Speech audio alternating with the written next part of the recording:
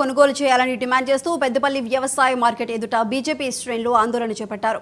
రైతులతో కలిసి జాతీయ రహదారిపై రాస్తారోకో నిర్వహించారు. వ్యవసాయ మార్కెట్లో నెల క్రితం రైతులు ఎండబోసిన వడ్లను ఇప్పటి వరకు కొనుగోలు చేయలేదని ఆవేదన వ్యక్తం చేశారు. అకాల వర్షం కారణంగా కొంత మేరకు వడ్లు తడిచిపోయాయని పేర్కొన్నారు. తక్షణమే వాటిని కొనుగోలు చేసి రైతులకు 500 బోనస్ ఇవ్వాలని డిమాండ్ చేశారు. ఆందోళన చేపట్టిన బీజేపీ శ్రేణులను పోలీసులు అడ్డుకోగా జాతీయ రహదారిపై ట్రాఫిక్ అంతరాయం ఏర్పడింది.